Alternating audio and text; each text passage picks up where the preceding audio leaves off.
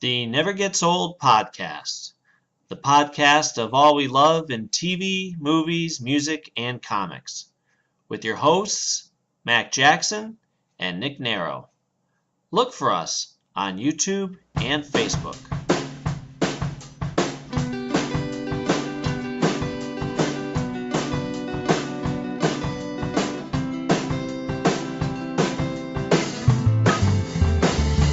I do all a man can do, work until the shift is through. But this time at night, my interest lies in my thoughts of you.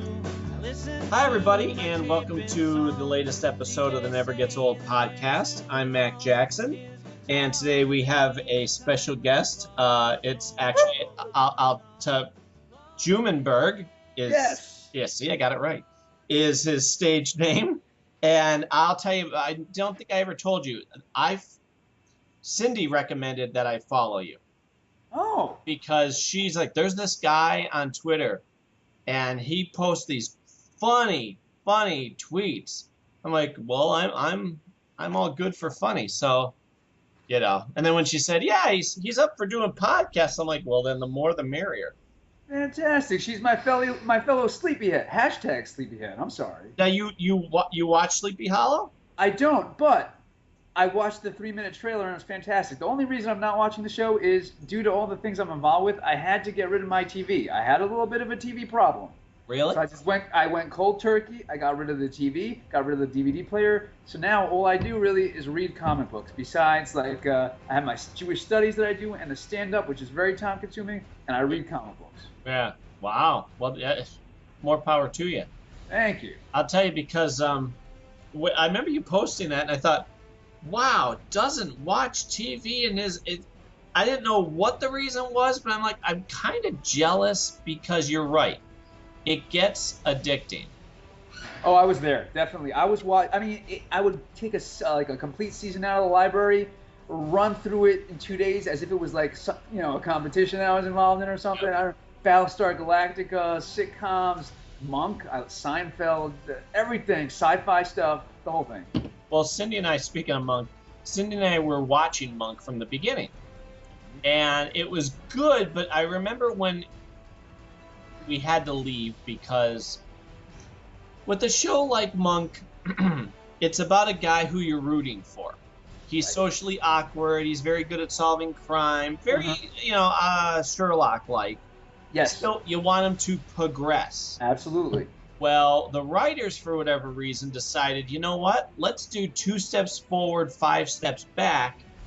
And I remember one of the episodes was like a season premiere, and they're like, you know what? Just so you know, you're tremendously offending me right now. He goes, you could tell they're like, let's make him a bit of a jerk. Like he would be, instead of being awkward and being a jerk, he would be antagonistic. You know? There were a couple episodes like that. And yes. we're like, you know what? I'm not really rooting for him anymore. And you felt, or at least we felt, really frustrated because you're like, no, you're supposed to slowly get better so that when the series ends, he's in a better place than he was. Yeah. And then we just went, you know what? I don't want to watch this and be aggravated. Let's walk away. Can I mount somewhat of a defense for the writers? Absolutely. In reality, when you have a guy that has such an individual, whatever his official condition would be, whether it's Asperger's or something else, and my heart goes out to everybody. I wish them all the best. Realistically, a guy like that, who's still such a sensitive guy and has good days, he's going to have times where it's just so frustrating. Oh, yeah. You know what I mean? Yeah, but like I said, it wasn't that I had a problem with his disability, because that was part of his charm. That's what set him, aside. But it was when he was a jerk. And we're like, this has nothing to do with your social inability. This is just you being a jerk now, But, and then I heard the ending. I don't know if you got all the way to the end. I did, absolutely. I heard it was a bit of a controversial ending. Well, when you build up a mystery like that, who killed Trudy? His his wife was murdered she was a reporter, and she was killed in the basement of a building with a car bomb. Okay. And they built it up, who killed her. And they did throw in a clever twist at the end, which she left a piece of evidence for him to find. Huh. And I was just sitting there all those years, and they came up with a reason why he didn't look at it.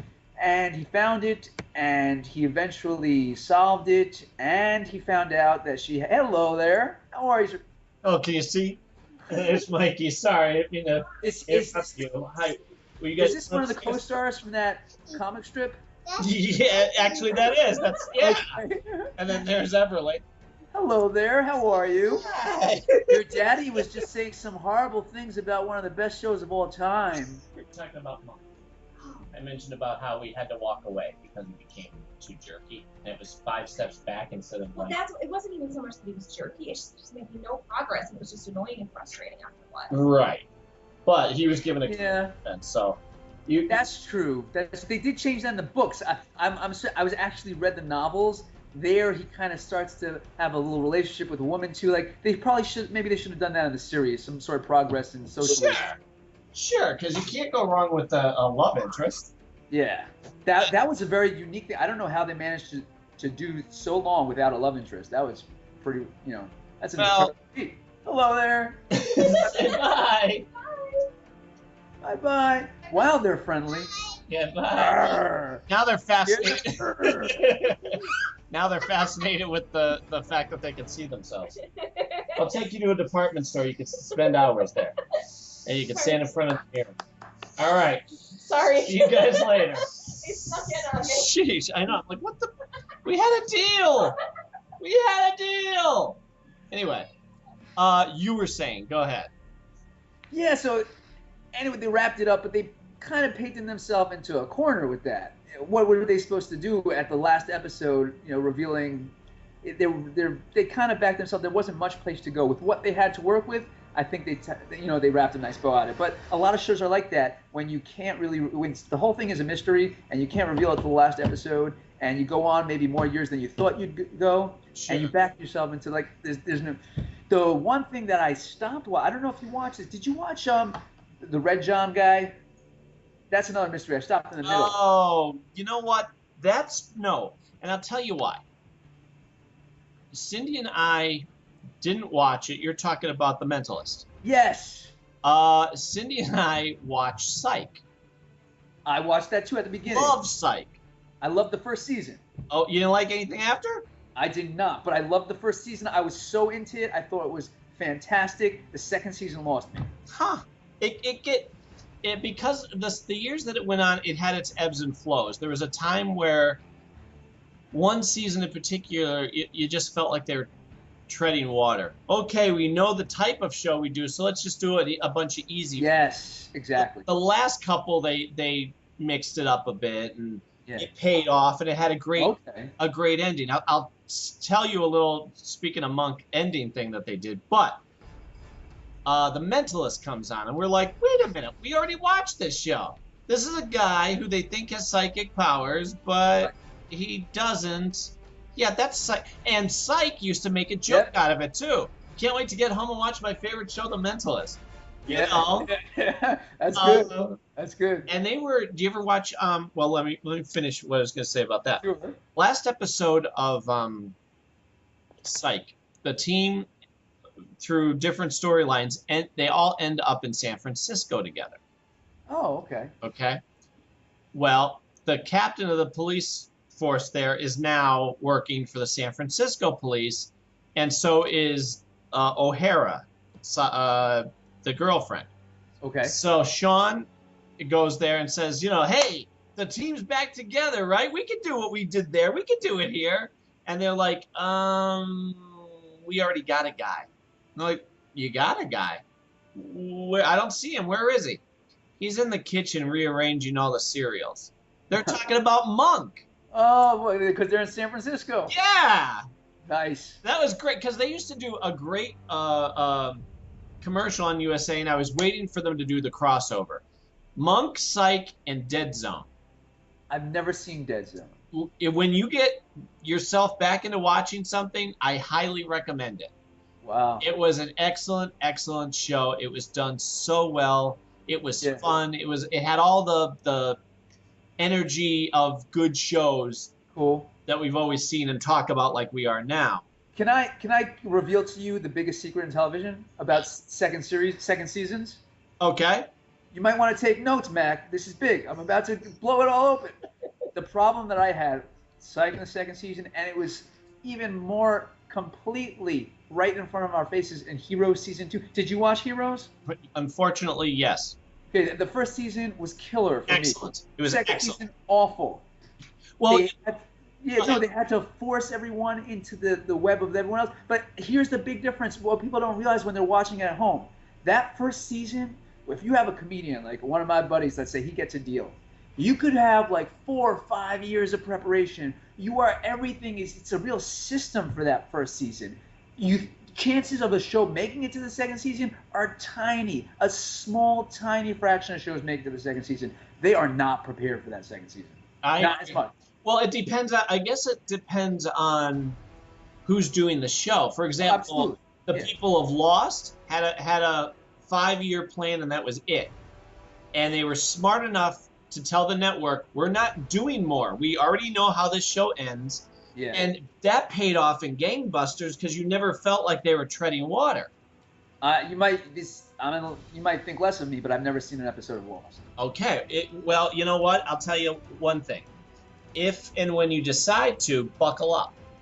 Because it's exciting. It grabs you and you want to see what happens next. One of those, right? Like all these shows where it's very much it's not episodic. It's one long story.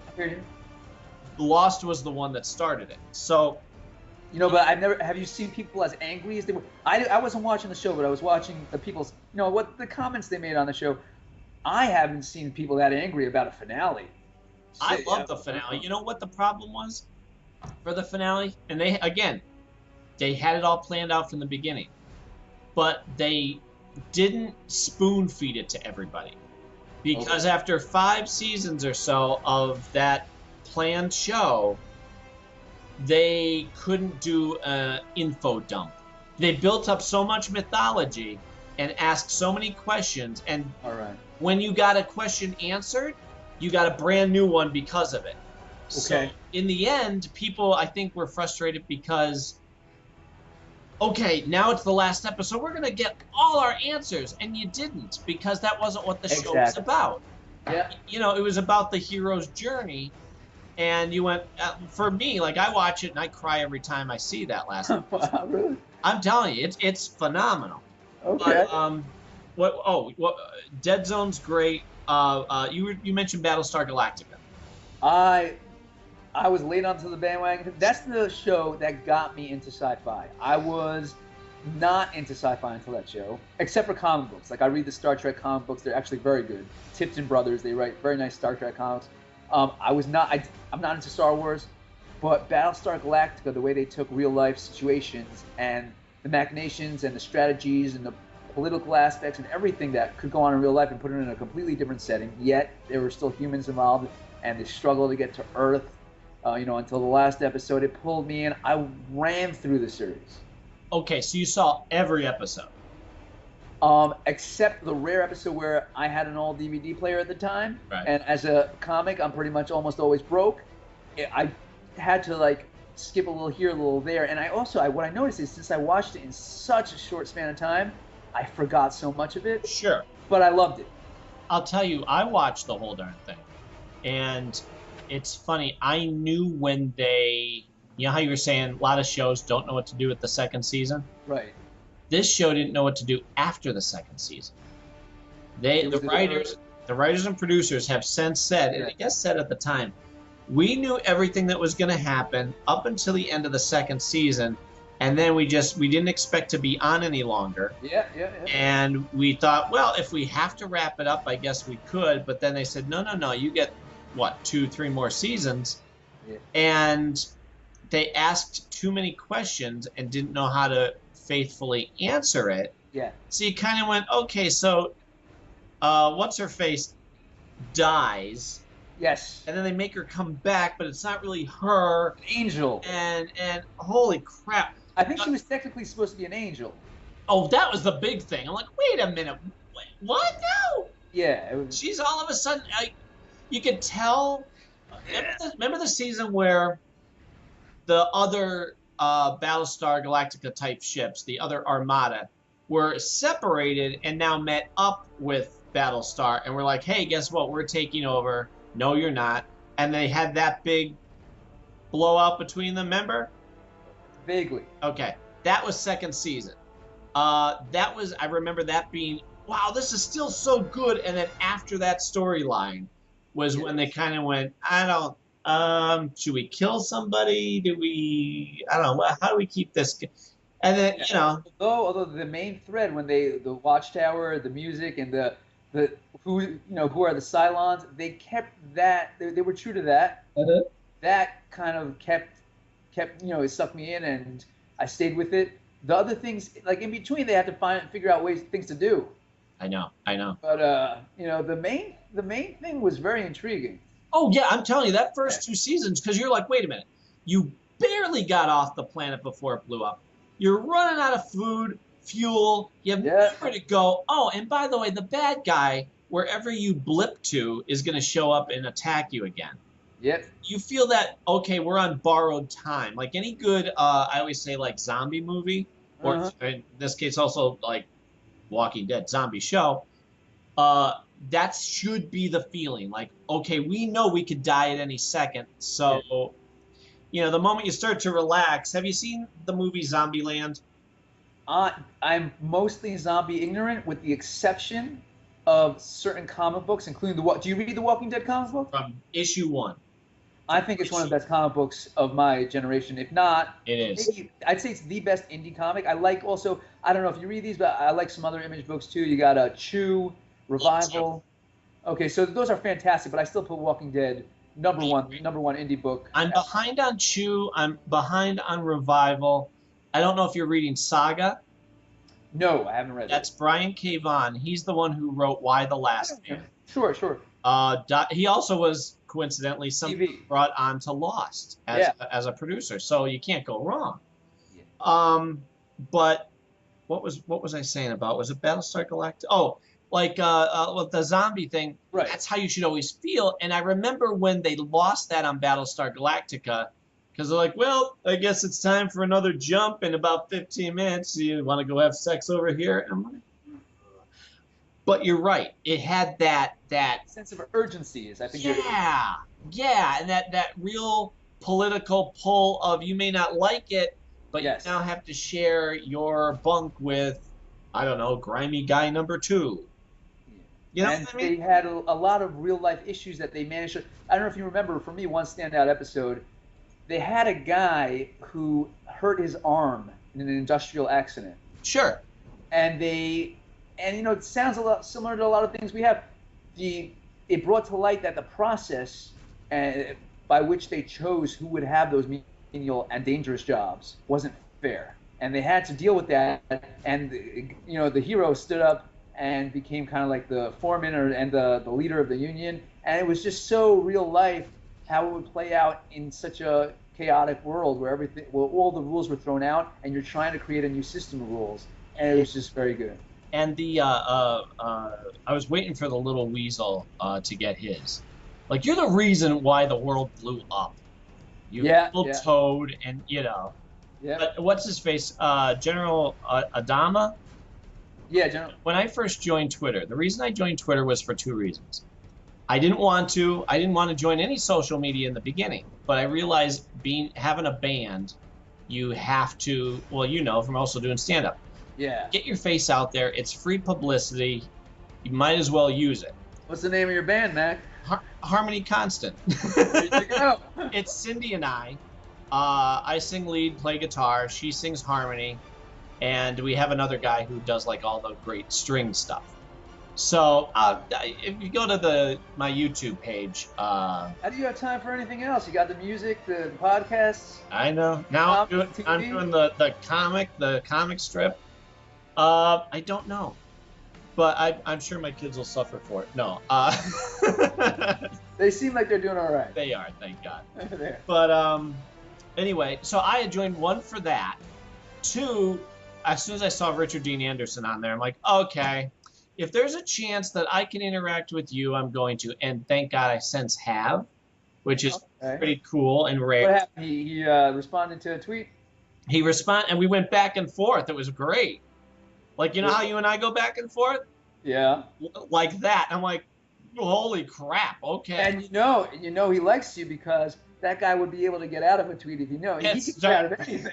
Well, you know what? Now I'm going to meet him in August. I'm going to Maryland. I'm driving down by myself because he's doing a convention on this coast. And there's no way I'm not meeting my idol. So I have since been doing, as you know, the MacGyver podcast. Sure. Well, do you actually talk about MacGyver on the podcast? I talk about him, Richard. Yeah, him. No, I haven't seen a new episode in a while. I'll send you the latest. That's the thing too. The guy who started it with me has since fallen behind and can't do it. So I did it by myself, and then I realized, you know what? I knew it already, but it's easier to talk with somebody and have a little back and forth than just sitting in front of a computer shooting my mouth off. Yes. How, I try and think, would I really want to hear that over and over and over again? This is kind of fascinating. Please explain this to me. MacGyver has been up there for a couple decades? 92. 92. 92, and then he did 2 TV movies. Yeah. Okay. So you have a podcast where you only talk about the old, like the classic MacGyver episodes? Well, here's the thing. That's our springboard, because you can't limit yourself. Have you ever watched MacGyver? A long time ago. Okay. It was a cool show, but I just, it's been so long. Yeah, let me do a quick commercial for you of why it's everlasting. It's not the MacGyverisms. I would say it's the MacGyverisms that get you in the door. But what keeps your butt in the seat was what Richard Dean Anderson brought to it. For example, the same thing with Stargate SG-1, which is also something we talk about on his next show.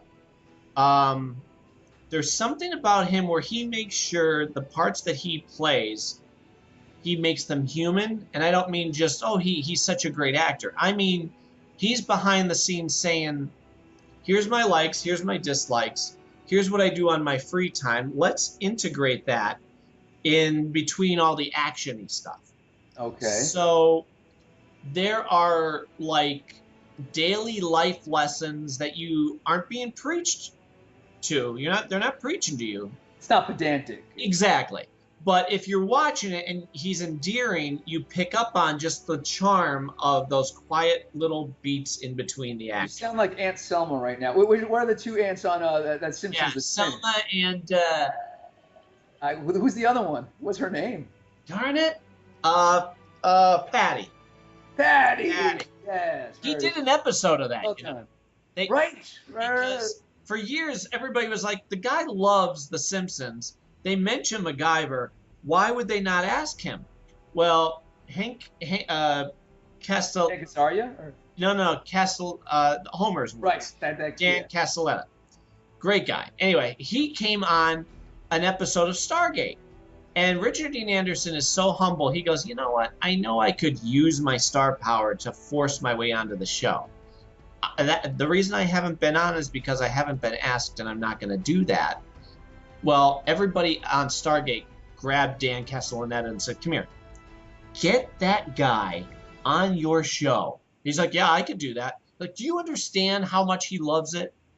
So he did an episode, and it was great. They used it as the B story instead of the A story, but, But yeah, so that's what makes it endearing. I call it, and this is what I'm going to have him sign, too. I printed out the podcast logo. All right. Okay? Because every time I get a new episode, I post it on Twitter to let him know, here's my latest. So when I meet him, it's, hi, I'm the guy. You could, after you get it signed, you could redo your icon and have the signed version as the icon. Exactly. Yeah, okay. Exactly. So, at least I have an in anyway. Even if I didn't do the podcast, I've already chatted with him. And this is before I did the podcast. So now that he knows me through that, he'll know, okay, so this guy's not a psycho guy who's going to, try and get a lock of my hair or, okay. Patty and Selma me. All right. you know. But Yeah. so that's why I got onto Twitter, and the whole reason I went on that rant was because General Amidala, or whatever the heck his name is from Battlestar Galactica. Adama was it? Adama, thank you. Amidala, I don't know. No, you got it right before. I think. Yeah, I did. He, I guess because I liked or friended Richard Dean Anderson, he saw me on there and he approached me and friended me through Twitter. I'm like, real? Is this really him? And He has is it three names? He's what's his name? almost. Is it three? Is it a three name name? It is. Yeah. He's a good actor. Oh, he's a great actor. Edward. It's gonna drive me nuts. I'm mixing it up. All right, whatever it is. Something like Edward James Olmos. Jason, that's what I was thinking. Yeah. Because it's funny, any other time of the day, you and I would get that name like that. But the moment when we're recording and we need to not embarrass ourselves, that's when that happens. Hey, before we get talking about comics, you and I both love two of the same comedians. Mitch Hedberg, I assume. And Stephen Wright. There you go. Yeah. Love Stephen Wright. Me too. Too. We love, Cindy and I always quote both of them. Yeah, brilliant. I put Mitch as my number one, though. No offense to Mr. Stephen Wright. No, I got that. It's like, me in music. I have a whole bunch of very close number twos, but you always got that one that's the number one, you know? But at least you don't flake. I don't like the flakers. They tell me, I ask them, like, who's your favorite? They're like, oh, it's about a tie. No, there are no ties. Right. Ties are unacceptable. Right. You have to have one that hits a little closer to home. I got that. Yeah. I agree. What got you into them? Like, Mitch is kind of what inspired me in terms of stand-up comedy in general. I like, in the yeshiva world, with the Orthodox Jews, we call it a chop. Basically, that moment where a light bulb pops up over your head and there's just some clever thought that sprung on you and it resonates with you.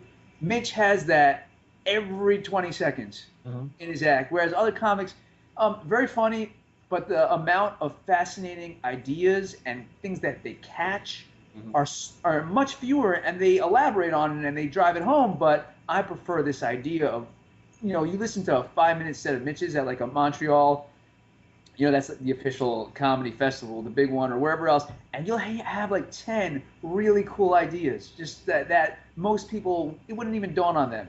That's what got me. Okay. Same thing with Stephen Wright, or? Oh, absolutely, but the packaging is very different on the two. Sure. Mitch is someone who, although a lot of people, his comedy won't really resonate with them, but it's a little bit closer to mainstream, whereas, if one of them's going to talk about time travel, or, if you're on a spaceship going at the speed of light and you shoot some light, or turn on your lights, doing all that stuff, that's Stephen Wright's domain. It's a little bit more towards the absurd. Whereas Mitch is like somewhere, if you have Stephen Wright over here, and they can't, this is a podcast. I'm putting my hands up. On the left is Stephen Wright. On the right is Jerry Seinfeld. So Mitch Hedberg would be somewhere in between. I love him. He's great. Yeah, the thing about is, because Cindy and I think we have all of his CDs. Mitch? There's 3 of them. One posthumously released. I think there's another one. Name them. You got Strategic Grill Locations. Right. It's the first one. The last one was Do You Believe in Gosh? That was the last one. And the middle one is Mitch Altogether. Okay, we have those. I could have swore there was another one. Well, doesn't matter. But we got them, those that you mentioned. And I remember seeing him, remember there used to be a show late 80s, early 90s on right when Fox was starting. And it was Saturday night, and I think it was just called Saturday Night Stand-Up or something. And it was the first time I saw all the current greats. You got Mitch. I remember seeing Mitch for the first time. Brian Regan, Louis C.K. You name it. This is the first time. And you'd watch maybe 10 comics in an hour, and there would be 1 or 2 that you went, you know what? I love this guy. And those were the ones that stuck around. You know what's amazing about that hour? This is what differentiates stand-up and distinguishes it from anything else you'll ever see on TV. Ever. When you watch 10 comics giving you 5 minutes each, each of those 5 minutes represents a decade of work. Oh, yeah. So I mean, just the amount of time that you get.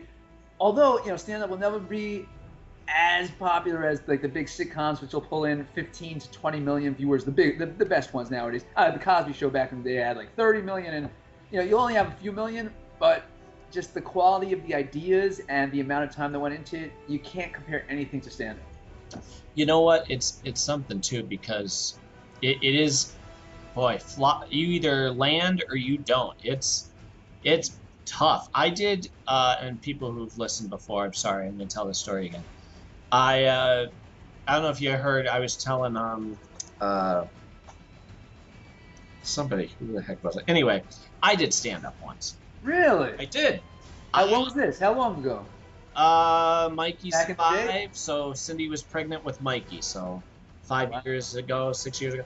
And what happened was, we had been performing at a club or something, and afterwards the guy's like, yeah, I'm gonna go over to the Wisecrackers and maybe do some stand-up tomorrow night. You want to come? And I'm like, yeah, sure. Hey, why not?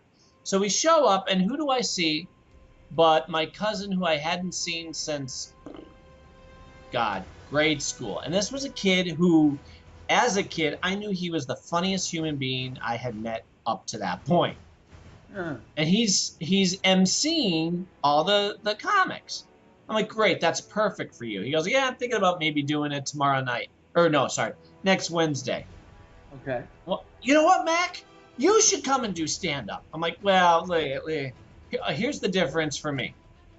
Like, for me to stand up on stage and play a song and sing, I'm in control. I am lost in the moment. I can close my eyes and just focus on, that. To do stand-up, you are in it. You have to nail it. You're going to get immediate feedback. There's no waiting until you're done to, get the applause or not. People are either laughing or they're not. That's a stressful gig. Not to mention, that joke you told last night, you can't do it again. You got to do something new. The number they used is 12 seconds. Basically, in stand-up, you're judged about every 12 seconds or so. So he says, why don't you do it? I'm like, nah, it's not my shtick. And so he goes, no, guys, come here. Make him do this. So I go, you know what? It's a Wednesday night. It's nobody, unless people show up that I know. I don't know any of these people. So worst case scenario, I bomb. Who cares? I'm going to walk out and I could say I tried. So I show up thinking my cousin's going to go on. He doesn't show up. I thought, you rat son of a bitch. You MC this joint, and you can't even show up when you dare me to do it with you. So I remember driving there and Cindy going, you're not nervous at all, are you? I'm like, no, and for that reason that I told you. So I go up, and they said, you got 5 minutes. Well, they let me go longer. And it was because I was telling, funny stories, basically. True-to-life stories. And when it was over, I remember looking at the girl, the manager or whatever, because she'll give you the signal of, wrap it up. And just so you know, the fact that you did well on your first time, I'm already not disliking you. Good. Thank you. Right? Okay, just keep on going, Matt. Keep telling me how great you were your first time up when I've been doing it for years. Go ahead. Well, no, here's the I'm loving this. I start off, and I'll tell you what the first joke I said was. Hi, thanks, I'm Mac. I got my wife in the back, Cindy. She's pregnant. And everybody starts applauding. I said, yeah, it's mine.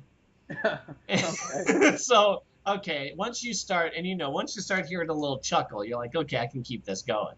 Yeah.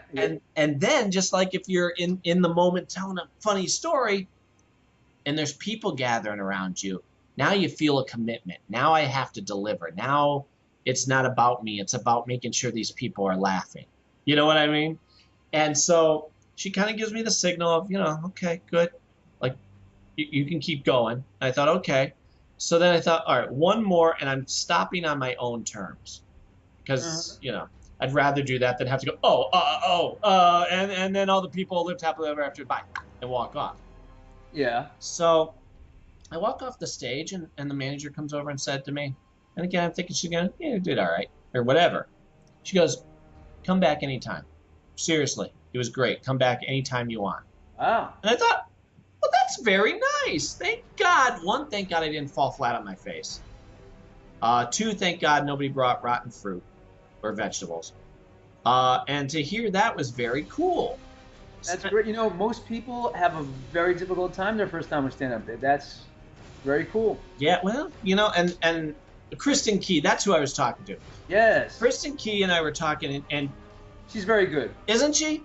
And we She really said, is. I said to her, you know, or we were both saying, it's one thing to be the funny guy at a party. It's another thing to stand up there on your own. And hi, room full of strangers judging me. Yeah. I'm going to try and make you laugh now. Please, for the love of God, laugh. Kristen, she was on Last Comic Standing, I think season 4. That's how I found it. If memory serves right. I think it was 2, but whatever. 2, really? I think so, yeah.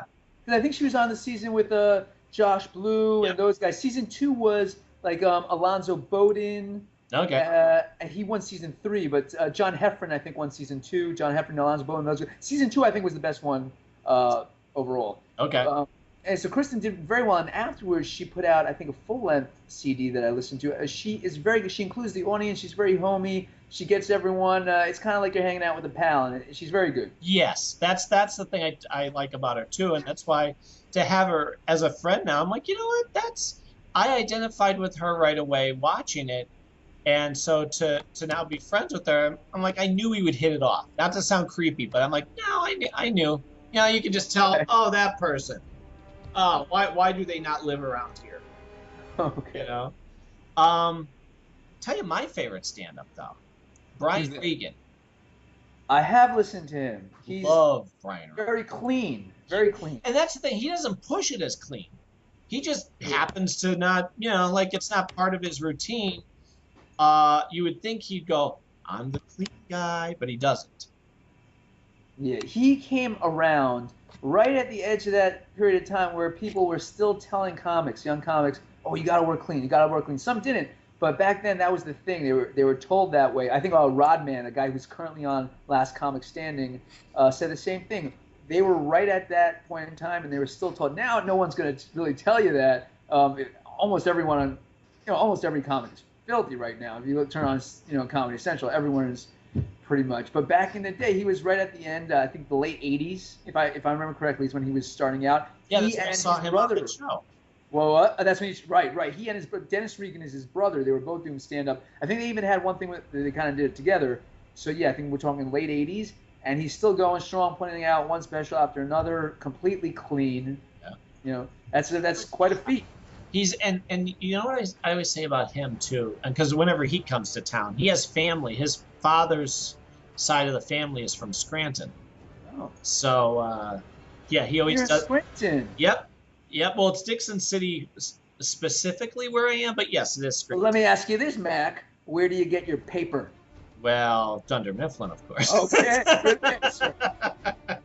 But he'll always do like an encore for us too, because he's like, well, it's a hometown, and He has about 12 hours of material, so he could give you an encore. I'm telling you, and the fact that he doesn't, and this is really what I've noticed from listening to, he has one CD. He has a bunch of DVDs, but only one CD.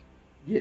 And they say that that's the one that a lot of comics will use as their like Bible to learn how timing. Really? Okay. Yeah, because he doesn't waste words. He doesn't go, so anyway, like he's boom, boom, boom, telling a story, giving it visuals, waiting enough time, and then moving on. And it's brilliant. You would think it was a scripted sitcom. He's very good. Do you have a favorite bit of his? A favorite bit? Holy crap. No, because I honest to God love everything he does. The one, we'll quote him. I mean, there's comics that we'll quote all the time. And, have you seen The Emergency Room? Perhaps. Remind me. It's him having to call an ambulance for himself. He goes, that's kind of a weird thing, huh? Calling an ambulance for yourself? Yeah, I'll just be here lying on the floor. Yeah, okay. If I could find it, I'll send it to you. It's 8 minutes long, but I'm telling you, it's, I again, have watched it 100 times. I still get tears coming down my face. The first thing I remember from him was the Pop-Tart thing about him. How hard is it to or toast a Pop-Tart. So you can go on and just... I'll tell you though, for me, like every comic, they have like some signature bits that no other comic would have done exactly the same way. For me, a signature bit of his, I don't know if you caught this one, he has a bit about, just so true to modern day life. He's driving in the car, and another driver wants to communicate with him. And, you know, he's doing this guy a favor, and the only way that this guy figures out to say thank you is... From the For those of you watching on a podcast, I have my little pinky up, and I'm moving it ever so slightly. That's what a guy was doing from like 15 feet away through his driver window to Brian Regan to thank him for the great act of kindness that he had just shown him. For not getting him killed. Because he was talking on his cell phone, not paying attention. So the guy just gives him, yeah, that is a great one. And I'm telling you, pinky wave. We quoted him all the time. Like, I find that when I watch him live, and like I said, when he comes to town, we just saw him last month. I'm like, you know what? We kind of have a same delivery. Like, I'll do the goofy voice if it's necessary for a character. Can I come over there and do that? Like that type of thing. Yeah, he does it a lot. Because it punctuates the joke. Well, I'm like, I got a lot of his rhythm, I think. And, you know, so there'll be times where like, hey, Copernicus, because he talks about the kid who'd make the styrofoam, you know, solar system. Breaking new ground there, Copernicus. Would you like, Mac, would you like me to reveal another big industry secret? Would you please? This is an exclusive, everybody. I hope you're listening. It's not a coincidence. Anytime that you know, envelop yourself in someone's comedy and you have your guy that you like a lot, as a comic, if you watch other comics at open mics or shows, you can see it in them. It's not that they're stealing from them. It's not that they're being exactly like them. But certain idiosyncratic movements, motions, approaches, you can tell. And if someone likes a comic enough, it's unavoidable that they're going to be affected by it. Sure. So if you find yourself being a little bit similar to a comic you like, it's not a coincidence. And it's not, you know, there's a certain point in time where someone's kind of a copycat, but we're not talking about that. It's just unavoidable that there's going to be a certain amount. And typically I find that if you like something, you're influenced by it whether you want to be or not. Yeah, and also the amount of time you spend. You might notice even people that you spend time with in real life. Just the way they talk, hand motions, body movement. Mm-hmm. You're not even going to realize that you're going to become a little bit like it. And I'll tell you a lot of times parents, the longer that they're together, you look at them, they'll start to look a little bit alike. Yeah? Oh, absolutely, because the facial motions and facial expressions that you're used to seeing the other person do it, and you, without even thinking about it, you to some degree imitate them, and all the creases in your face and everything, they start to look at a couple that's been married for like 34 years. I'm telling you, they start to they get a little bit more similar in all different sorts of ways. Well, Cindy and I were told right from the beginning, like, boy, you guys are similar. You guys seem like you connect. You're made for each other. I'm like, well, I know what you mean, because I do. I look at us, I'm like, yeah, we fit, we click. Yeah, it does. There's definitely that. As opposed to some of the people, you're like, how did that shrub get that hot model? You know, I've seen a couple of those who are like, he better just keep his mouth shut. I'm sorry, Mac, but I don't believe in objectifying women. Well, then you gotta go. I'm sorry, that's the end of the podcast. What do you think about, and I've had this conversation with Nick, what do you think about, like, you were talking about some who curse or go too far or over the top or whatever. One comic that I love but always tends to cross an unnecessary line, Louis C.K. Yeah, in terms of black humor, which black humor is, for those, it's an industry term for dark humor. It's he can get really dark, which he doesn't have to. He's talented enough. He doesn't have to do that. But I think, you know, one important thing to keep in mind when you hear a comic doing these dark things, a lot of comedians went into comedy because real life wasn't enough for them. Something was missing, you know, and they're thinkers, they're people who ruminate, and they just sit there and think, oh man, what if this horrible thing happens? What if this horrible thing happens? And I know I'm generalizing, but the idea that you're going to go and stand up on a stage for 5 minutes and no one else can say anything and they have to listen to you get through these thoughts, it's a form of therapy. And sure, it's so true. And with Louis takes the black humor, does take it to a different level. in my old TV watching days, I saw the first season of his show. Have you seen his TV show? Have I seen his TV show? He just wrapped his 4th season. Wow, so I saw the first season. It was brilliant. There's only one scene during the first episode of a 14-episode season where he gets, and this is what I'm talking about, not even the darkness, it's the grossness. Like, I don't need to hear about what you do to yourself. Yes, that's absolutely. not funny for me. Yeah. It's an uncomfortable laughter, and it's a cheat. If you're getting a laugh from that, it's a cheat. Absolutely. But you're right. There's certain things that are 50% shock value, 50% clever point. There's certain things that are like 95-5. And, there has to be, I'll tell you though, if you look at the modern comedy club going audience, and they're exceptionally young. It used to be much different. You watch like these shows from the 80s and you'll see, young couples and people in their 30s and 40s at the comedy club. Yeah. Now it's like college-age kids, and they like that stuff. Yep. Don't ask me why, but they love it when comics go there, to that place. Yeah. So what are you gonna do? Louis probably plays a lot of colleges too. He's, they love it. But the thing, and it's funny, and the reason I sound like I'm always being so harsh on him, but the reason I feel I am is because I think he's brilliant in how deep he can be. Like, and again, you get a lot of this from his show, which he writes, produces, directs, all of that.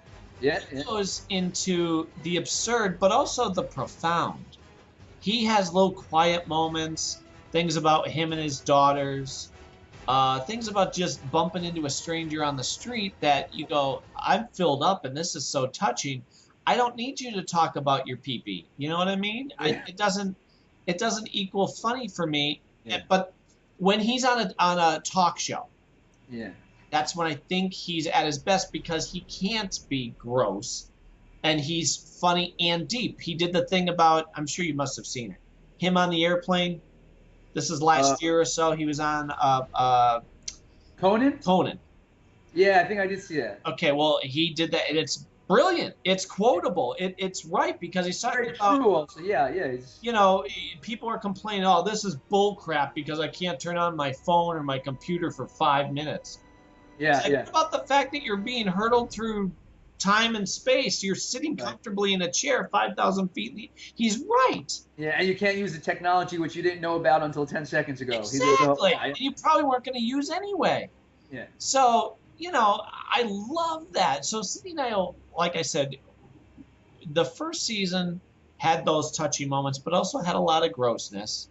Very dark. They had, especially there was an episode when they were sitting around. I forgot who. There was a gay comic, I think Jim David maybe, and they were talking about that episode. Was like, it was just too dark. I don't know if you remember Tell me more about it. I could remember. They were sitting around talking about.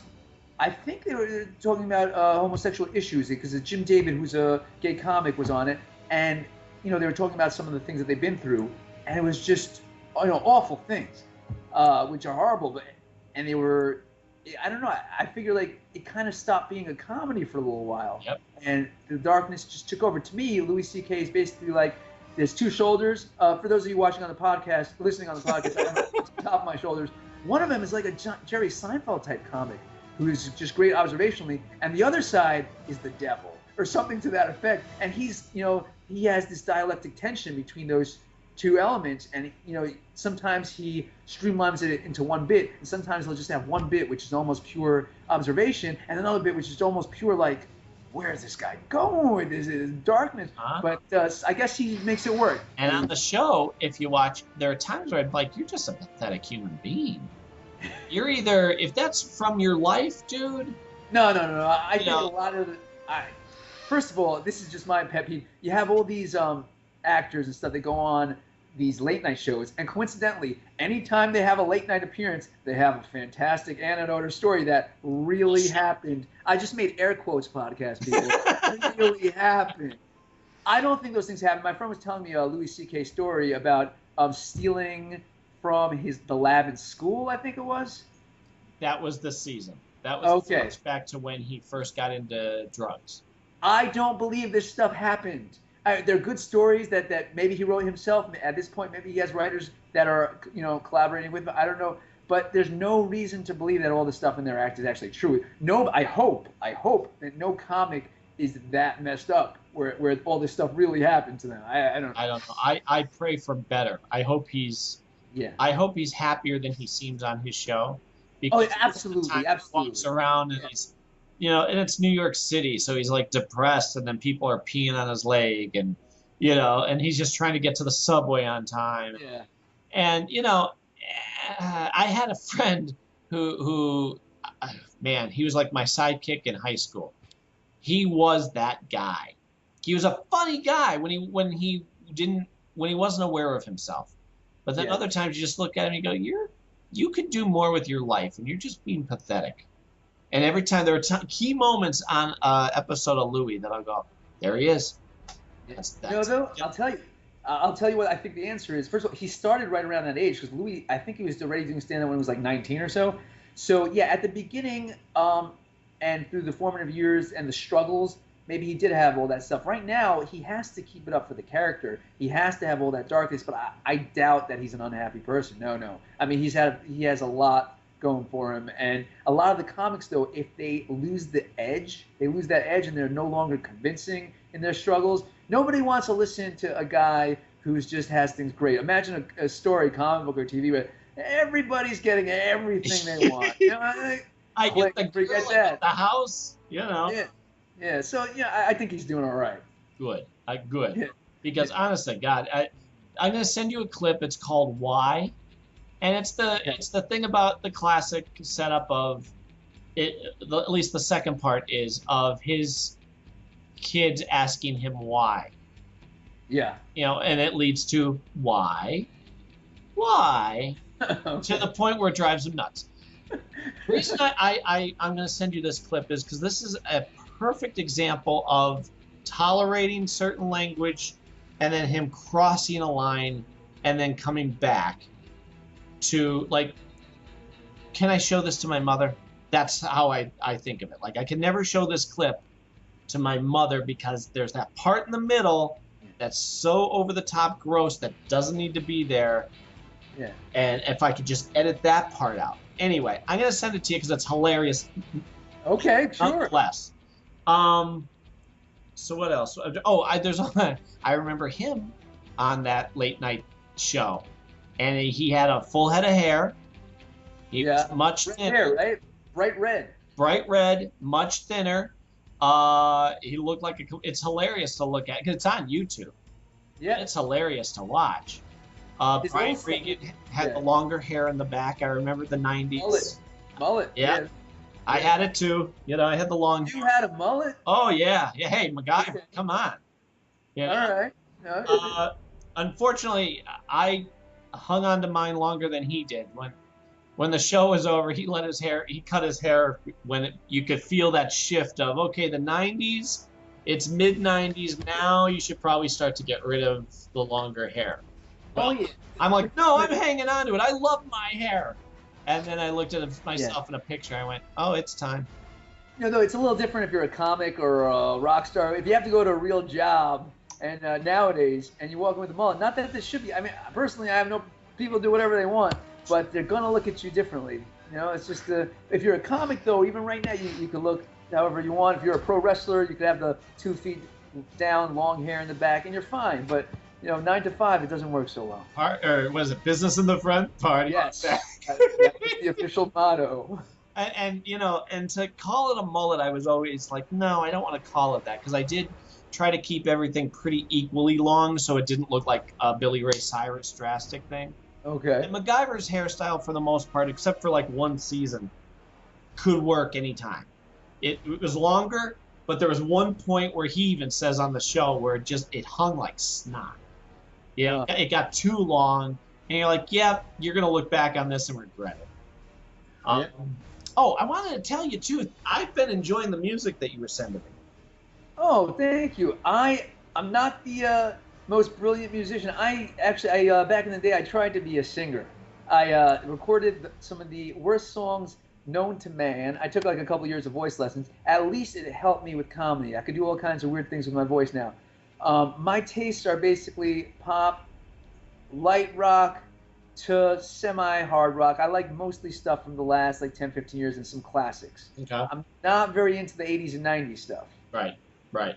I see that you are into some of that stuff though. You do, I which is fine. I would Please. say, I'll tell you this. I say this about myself. I think I am probably viewed as someone who's a lot less tolerant of a wider range. Like the stuff I love, I think, and again, it's always personal, I love for the right reasons. If I like somebody, I'm getting all their stuff because they've passed my test of my walls of defense to get through. Okay, yes. If I don't like any of these American Idol people that they shovel towards you and they say, no, the radio says you're supposed to like them. Bull crap. There's so many people who don't deserve a music career that I think what about the two that there have been at least two that I'm aware of that I would really call that have kind of reached stardom from American Idol. A lot of them did all right, but I think Carrie Underwood and Kelly Clarkson. Well, sure, but they went beyond that. You know what? They got yes. But for the most part, like typically I tend to go against the grain if something is a fad. Yeah, absolutely. Don't tell me what I'm supposed. Don't tell me I better love the Beatles because Let me tell you a joke I tried out because American Idol changed. They're like really young kids and they're going for like the, more the sizzle, not the steak. Yes. So the joke that I tried, it didn't really work so well. But my joke was, because they have age limits. My joke is you can only try out for American Idol if you weren't alive before they started lining up for the auditions. It was pretty much, or something like that. I forgot already exactly. It didn't work well. But yeah, it got ridiculous. That's why The Voice came in and there was an opening. The Voice just swooped in and they said we're going to go after like the more pro talented singers and we're not going to care about age or looks to some degree. Right. And they came up with the gimmick where the chairs are turned around. Back in my TV days, that was my favorite music show. Okay. Well, yeah, and that's for me, like, if they get past that wall, I don't care when they started. I don't care, my favorite all-time singer-songwriter musician is Michael Nesmith. I have no idea who he even is. Right. Is I it sent you a Monkees, you video. said? The Monkees. He was the one. I sent you one video so far. And that's the problem. He's the guy who, by the way, created MTV.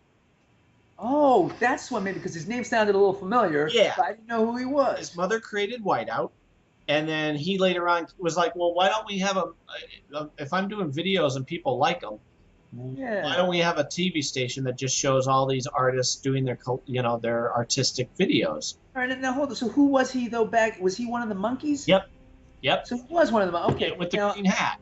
I'll send you more videos, but I didn't want to overload you. All right, for people like me though, the Monkees. I know it was like were they a TV show and then a band, or a band then a TV show?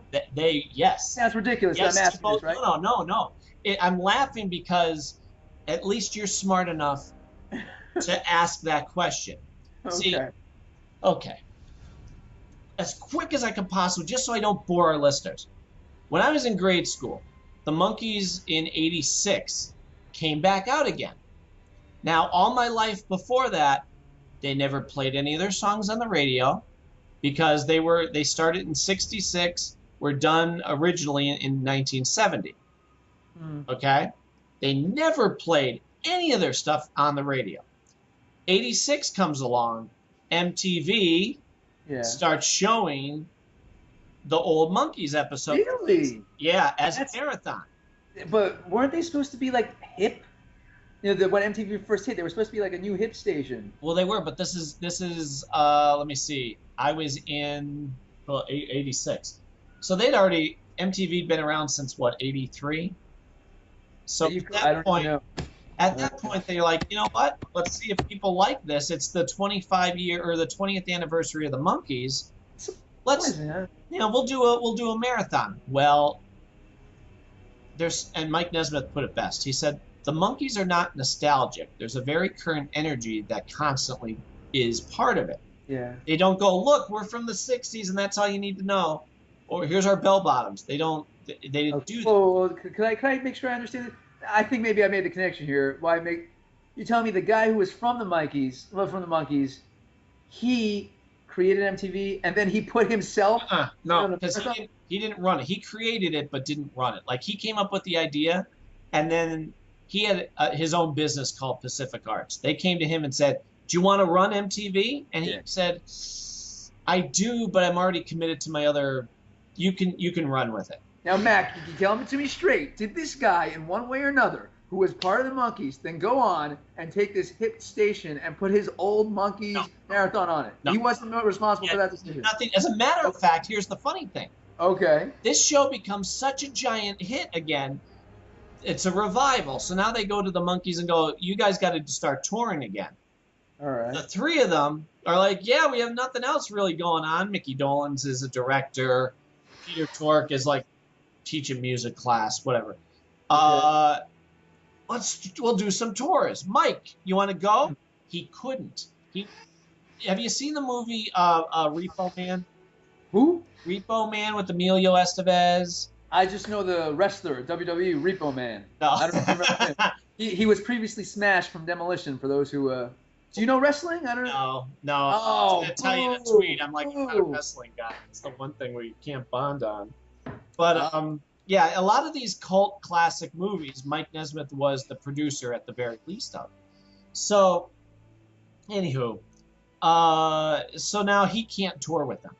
And for years, people were like, well, I guess he doesn't like the Monkees. I guess he's too good for the Monkees. He's too rich. He's got his MTV and Whiteout money. And that was never the case. So, here I am, 86. They're the new fad. I'm not following them because they're the fad.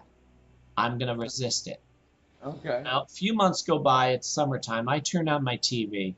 I'm like, you know what? I'm just laying here on the couch. Let's see if this is what this show's about, just so I know what I'm talking about. Oh, you broke your own rule, man. No, because I resisted long enough. And also, if you're going to criticize something, you better know enough about it. Otherwise, you're just running. True. All right. So this comes on, and right away, I identify with Mike Nesmith. I love him, everything about him, and his song was featured on that episode. And you know, like you said, when the bulb goes off, I'm like, not only does that the perfect sound for me, I adore his song. He could sing Happy Birthday forever, and I'd be happy. But I don't know. I identified with him. I wanted to be a singer-songwriter from that point on. I'm like, I want to be the guy that walks into a club carrying my guitar and saying, "Hi, we're the band." Okay. You know, that type of thing. So it got me, from that point on, I was now going out and finding my own music. So there's him, and there's, you know, Simon and Garfunkel, Jim Croce. Harry Chapin is my very close number 2 to Mike Nesmith. Okay. I think I can name maybe one song total out of everyone you just mentioned. Yeah. I know Simon and Garfunkel sang "Bridge Under Troubled Water," I think, right? I'll fix that. And that's the other thing too. I'm like, there's so many good things that a new friend doesn't know yet. And you're right, "Bridge Over Troubled Waters," but it's like saying Harry Chapin sang "Cats in the Cradle." Yes, he did. But right, okay. He also sang crap all these other songs, which are probably even better than the one that the radio crams down your throat. All right, so what do you think about Tupac? I am not a rap fan. I would sooner spoon out my own eye. Okay. I was joking. I didn't expect you to be down with Machiavelli. Well, this is what I'm saying. Like, I realized that I am a very, very, very pain in the rear end tough critic. Part of me wishes I was much more accepting of a wider range of stuff. I wish I had an ear for rap or heavy metal or death metal or whatever the heck it is. But I'm like, nope. I will be the one to pick a fight over, something. Okay. I'll be the one to go, no, that's crap. You know what? I remember I was the first one to go, okay, first of all, the Beatles didn't always write good music. There's a whole lot of crap in there. And the whole room went, well, they did. They knew that they were the Beatles. They knew they can just go, I don't know. I don't even need to rhyme in this next line. And when I met Cindy, she agreed. I'm like, oh, first of all, not only did she agree about the Beatles, when I asked her, right before I asked her out, I said, "You're a singer-songwriter too?" She goes, "Yep." I said, "What kind of stuff do you like?" She goes, "We do a Mike Nesmith song." I grabbed her and hugged her. And I'm like, "Thank you, God. This is the one. I know it. Thank you." Okay. And the rest was history. But I'll tell you, you were saying about how you like the more current stuff. Yes, I can't get into the older stuff. I have a few classics that I like here and there, but other than that, it's pretty much relatively recent stuff. You know. I find that, and again, this is me being a tough nut to crack. Sheryl Crow is more recent for me. She's someone who I like. Yeah. She's one of my, I have all her albums. Really? Uh-huh. Her last one is the best out of the last three. The previous two, she kind of phoned in or got a little preachy on. Okay. Uh, I wouldn't really. She's still going, but I don't consider her really like. When I say recent artists, I'm talking about people who have emerged in like the last 10 years or so. right. Well, this is my point. Then you got David Gray, who I've sent to you. And he came out in 92, but he didn't hit over here until 2000. I don't, you know. Oh, I shouldn't be mean to him though. I'm sorry. You sent, and thank you for sending it to me. I don't. I just can't feel it, Mac. Really? I can't feel it. No. Any of them? What? Any of them? You looked up? What? I listened to a couple. One was a little. I listened to like 3 of David Gray's. Besides what I've already heard from him before, I did try him out. I don't know. Some are a little more than others, but it just doesn't really. It doesn't captivate me. It doesn't pull me in. Maybe if I paid a great amount of attention to the lyrics, his voice and his approach is kind of old timey, which is fine. But you know what? As much as I adore him, and I'll tell you this, I just got his new album. For some reason, I don't personally understand it. As much as I adore everything he does, when I first listen to a new album, it doesn't grab me. yeah, It's like, wait a minute. No, I love this guy. Why am I not pulled in right away? Cindy agrees. For whatever reason, we'll listen to the whole album and go, okay, let's do it again. By the second time, I don't know what it is about hearing it. Maybe our expectations are settled on what it is as opposed to what we thought it was going to be. But for some reason, the more I listen to it, the more I'm like, okay, now I got it. Now I appreciate it. Whereas other people, you're right. It can get you right away. yeah. I don't know if it's a David Gray thing. I think it is because more people have said what you just said to me. Yeah. All right. But I'll send you one more video because this is a video that he did. It's called Lately. And you have to watch it, though. You can't just listen to it. This is what will make or break it for you. Okay. He starts on the piano, and he gets up halfway through the song and starts playing guitar. That's not the interesting part. What is interesting for me is where the song should end. He has this ability to just feel it and keep it going. He wasn't planned, but now he's just going to make up new words to this song. And it works, and it's full of power and emotion. You think he was making up lyrics as he went along? Yep. I have different versions of the same songs. Yeah. Him doing them live, and you could tell he's like, I'm just going to keep. And the band behind him is going, oh, we're still singing the harmony. Okay. Ooh. Right. You know, and this is one of those videos that if it doesn't grab you after that, I'll go, okay. I'll give it a shot, Mac. I'll give it a shot. I don't have high hopes here, but I'll give it a shot. In your defense, you're not the only one. Some people just can't get behind his voice. I hope I'm not. I hope I'm not being mean to him. He's obviously a talented dude and a real pro. He's very good at what he does. But if it's it doesn't just click, it doesn't click. He's just, he's a great chef making filet mignon. I'm a vegetarian. That's all. That's all that is. Right. No, and that's fair enough. What else? But like, we haven't even talked about comic books, Mac. Oh yeah. I was just gonna say, there's only a couple. Go ahead. There's only a couple new people in the last, say, few months that I've actually noticed. And for example, Jeremy Messersmith. I don't know him. Yeah, you wouldn't, because I just found him because get this, his song was played on an internet radio station after one of mine.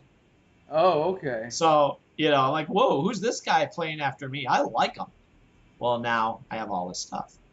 And another So one. your stuff is playing on internet stations. Yep. That's nice. Good for you. Yeah. Thank God. I have it local, and I have it. Like I said, I'm not making a cent off it, but it's not the point of making music. You know. I hear that. Uh, Most of my gigs are, sometimes a nice gig comes along, but a lot of them are still gratis. right. Isn't that what it's about? It's about being creative. It's not about the almighty dollar. I live in my mom's basement, Mac. Yep. Case in Well, no, actually, in my act, I'm still in the basement. I'll have you know that I have since moved upstairs to the penthouse. Okay. Thank you very much. But in my act, I'm still in the basement. It's funnier. And what's another one? Father John Misty. I have no clue. Yeah. Do you know anyone who I might have heard of? Well, we got Simon and Garfunkel. Everly Brothers. I named Everly after. No, I mean like relatively. So you don't really turn on like the popular music station and listen to it at all. Not at all. Not at all, because once I discovered a couple years ago what an iPod is, I'm like, wait a minute, I can carry this with me and make sure I only hear my favorite stuff. So. I see. I'm like the last guy. I've never owned an iPod.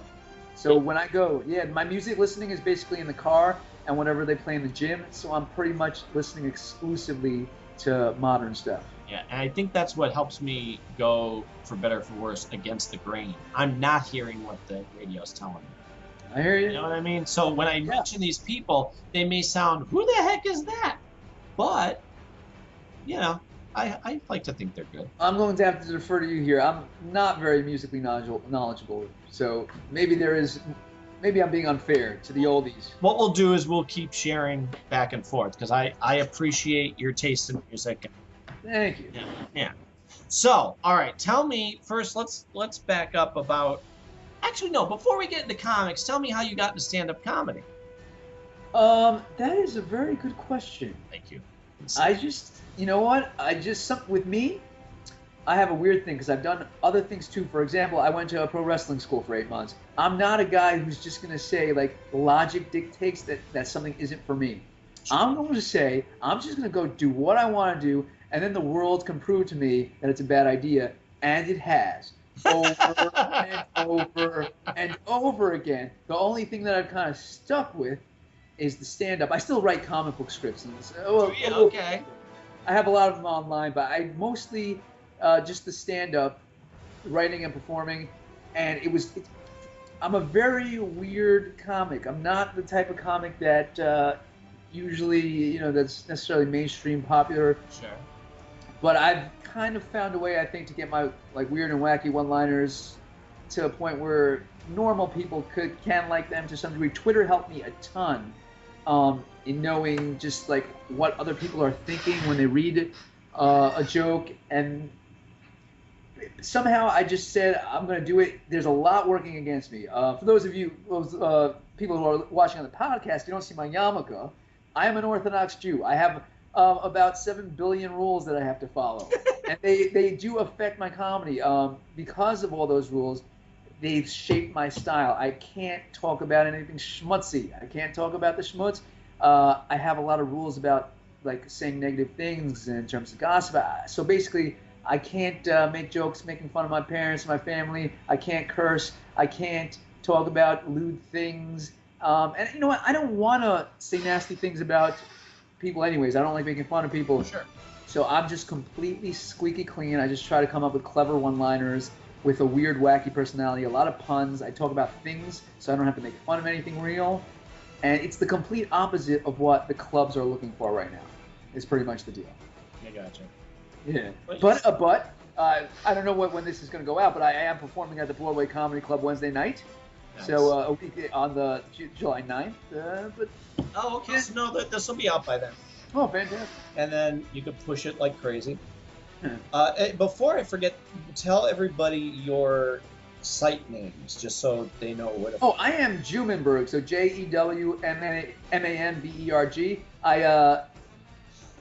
I was told that you're supposed to kind of change the level of Jewishness in your name for showbiz. So I went Jewmanburg. It used to be Jewmanbergowitz, Mac. Okay. Well, hey. I had to mainstream it up, so now I'm Jewmanburg. Yeah, no, I wanted a name that sounded especially Jewy. So Jewmanburg. I'm on Twitter. I'm mildly popular. I'm gaining a certain amount of popularity there, and I have the YouTube videos. So same thing. Just type in Jewmanburg. And Facebook? I don't really use that. That's where I dump my my change.org shares. I don't know if you're on change.org, where we're trying to change the world from our computers, Mac. Oh, wait, you know what? No, I did, because I think I signed a petition for something Harry Chapin-ish, so. Oh, good man. Yeah. Yes, I sign a lot of those petitions, and that's where I share them. I can't bombard my Twitter with that stuff, so I just dump them all on my Facebook page. Sure. Why not? Like, you gotta, like we were saying, use the tools. Yes. Don't make them a weapon. Okay. Isn't that the truth though? Because I said that, I made a statement on talking to somebody. I said, everybody's so negative on social media. I don't believe in using it that way. I don't want to complain about my neighbor. I want to say, spread the love and the joy, because you want people to, if they're going to read it, let's have it help their day, not spread the hate.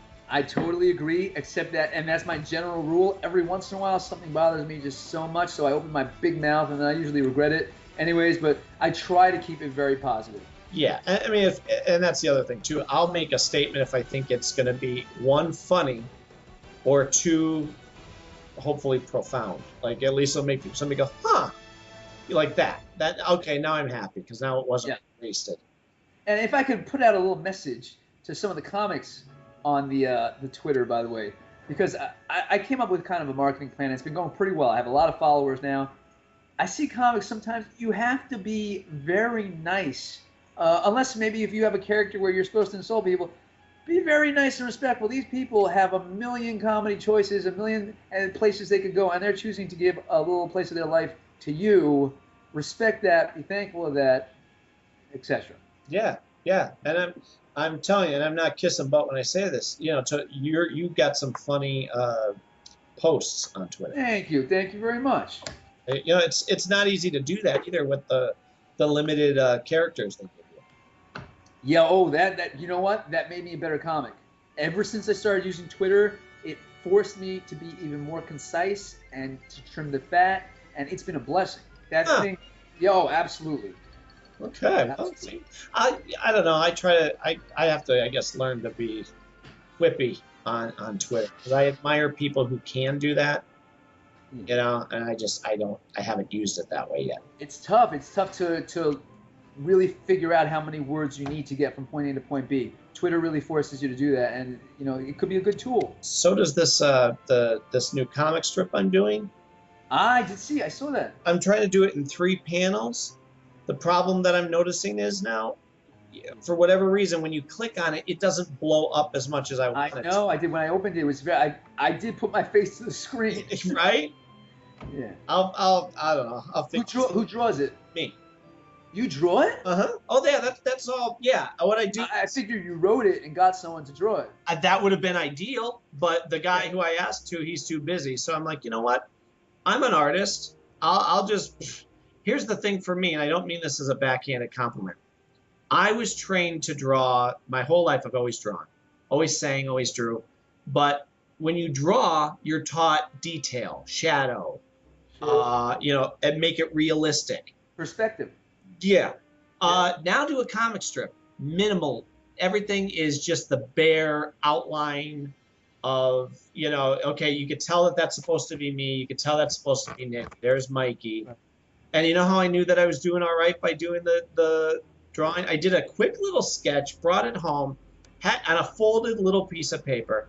Mikey picks up and goes, huh, that looks like you, that looks like Nick, and that looks like me. I said, go tell your mother what you just said. And, so I'm like, okay. I can't put a lot of detail. I found a program that I can fill in the color, because I thought I was going to have to do it in black and white. And now... I put out that first one, and now I got to find a way to make it easier to read. Is there a certain theme that we're going to see in the? You know what?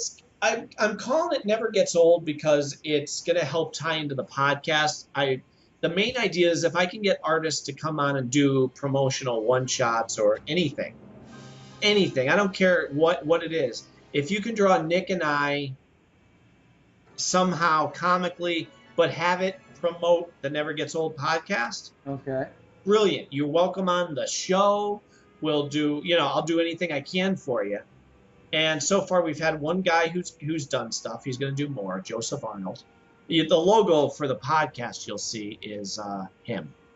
Also, the MacGyver one that I showed you. But instead of constantly bugging people, I'm like, heck with it. I'm going to do this on my own. There's a learning curve, obviously. But yeah. Do you have any comic book artists that inspired you at all? Oh God, yeah. I mean, there's always those. But before I answer that, I'll tell you Sure. the theme is just supposed to be.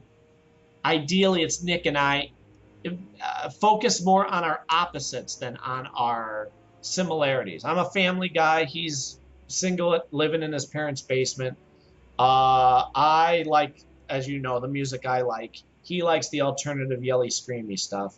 I like nature. He likes just playing video games. Right. So there's your odd couple right there. Yes. But I'm also open to doing sketches about the family if it's funny. So it's goofiness of real life, I guess. Right. Good luck. Thanks. All right, let's get into our comic thing. Since you were asking, comic book artists that I love. Alex Ross. Okay. Right? You can't Sure. go wrong. He's the, what do they call him? The Norman Rockwell of Comic book, he's superheroes. Oh yeah, I mean he's the painted style of art. Yep. Really paintings mostly, but Looks like photos.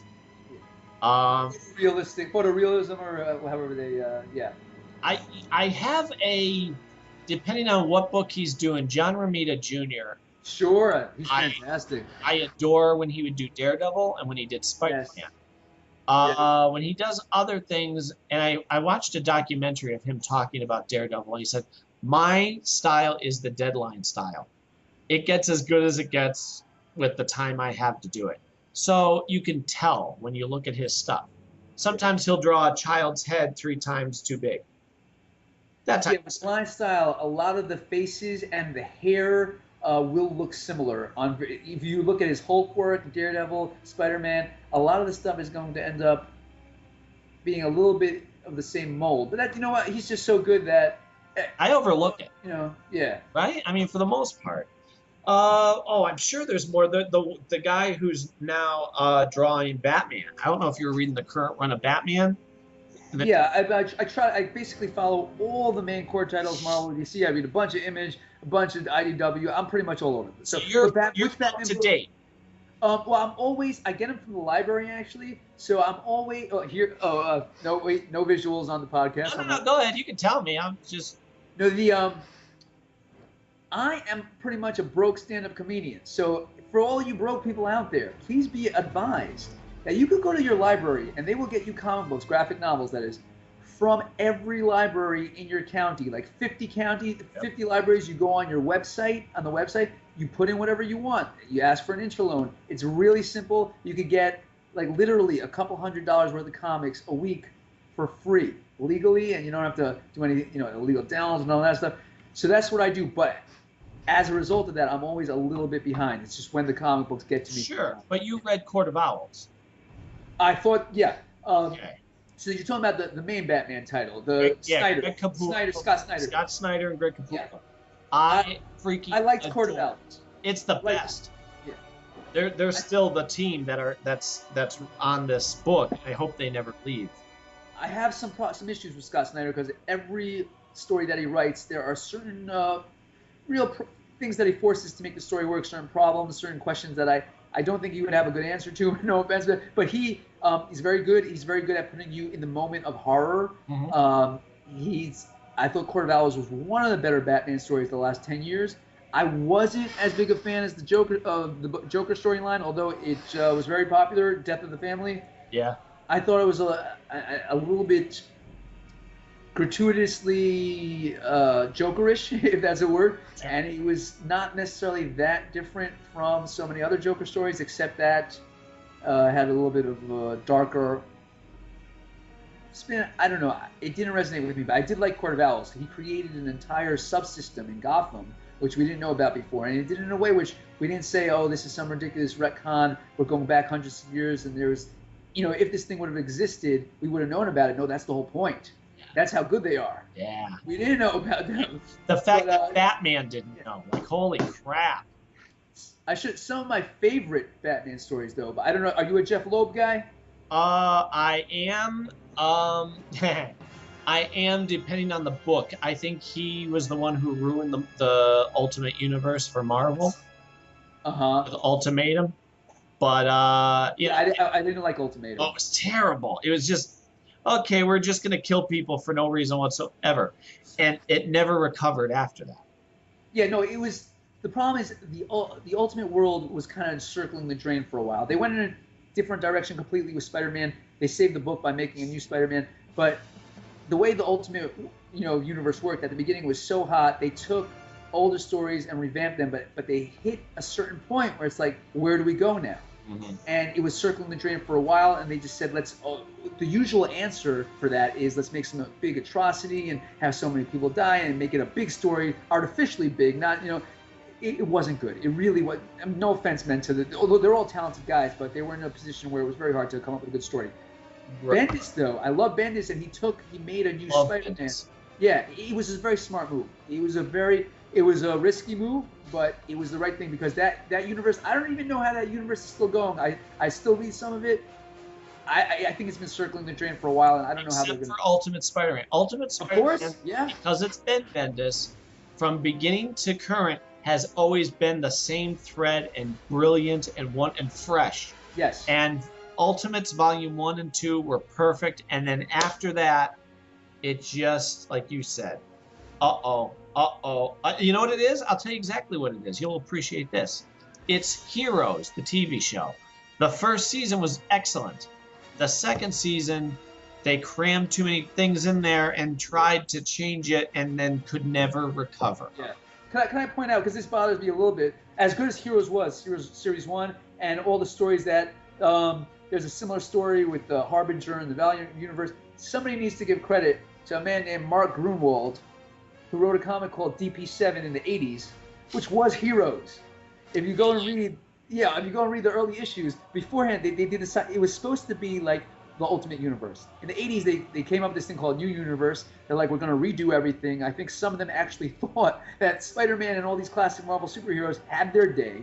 They're like, we're going to make a new universe. And they did it. Unfortunately, they tried to make all the titles interlink, and it went down the tubes. But for a while there, this title called DP7, which was essentially like Heroes, these people who have these new powers on the run, trying to run away from these agencies. And it was fantastic for a while. He's since passed away, Mark Grunwald, but back in that day, that was quite good. Well, when you get to the Batman title, once you start reading, it's called Zero Year. Yes. Or Year Zero. I'm sorry, Zero. Excellent. I can't tell you anything about it because I know you'll get there. Okay, I think I'm almost there. Yeah, you are. Yeah. Brilliant. What else? That's also Snyder, I assume? Mm-hmm. Batman and Robin in the New 52 has been excellent. That's Peter Tomasi. Love Tomasi. Yeah, he depends on the day for me. Like, I really didn't like his Green Lantern work, but some of his Batman stories are good. I agree. I'm with you. Yeah. You know what the big thing for him is that he's a father, and he uses it with the Damian Bruce relationship. That's what I'm like, wow, you're giving me... Because here's what I always say about Batman. That's a good point. Batman can be Batman, cold and dark, and I'm not telling you anything, and I'm going to be a bit of an a-hole. He can do that with most people, but there are certain people in his inner circle which he should let his guard down with. Alfred, any of the Robins, Batgirl, Superman. Anybody else is debatable, but those people are his best friends in his family. So, and Wonder Woman, because she's like the other one. Especially in the New 52, they have them very close. The Trinity, yeah, the Exactly. Trinity. Got Batman, Superman, Wonder Woman. Wonder Woman, though, I'll tell you, is a very difficult character to write. I have read, because I try everything. I've read so many different writers try to make Wonder Woman interesting. Yeah. But I think a lot of the female characters, Jean Grey included, They were created by men who didn't really know how to write female characters. Yep. But I'll tell you one thing. This is fascinating. The guy who wrote Wonder Woman, William Moulton Marston. Yep. Did you know? Yep. He invented The lie the detector. first lie detector machine. Yep. It wasn't a polygraph at that point in time. It was a simple machine that only measured one of the two blood pressures. I think systolic. That was the whole machine. And he went and he wrote a lasso superhero that has this basically a lie detector. I found that fascinating that he was that connection. One of he was a polygamist. Polyamorous, yeah, on the Wikipedia, yeah. The one girl always wore metal bracelets. I didn't know that. That's Okay. where he got the idea to use them for Wonder Woman. Wow. Isn't that something? It said on his Wikipedia page, I think, that he's polyamorous, which is a little different than polygamist, although, yeah, that too, it was like a philosophy, that Right. philosophy of it. But, yeah, it's weird stuff. Yeah, well, I'm a sucker for any of those. Give me the behind the scenes story of, when PBS will show like the behind the scenes story of comic book characters. Yeah. They give you the history, which I already know, but I'm thrilled to hear other people say it. Yes. And so Cindy, I have her watch it, and she's all, because here's how it works, and this is another reason why I love her so much. I'll read a book, and then she'll read it like after me.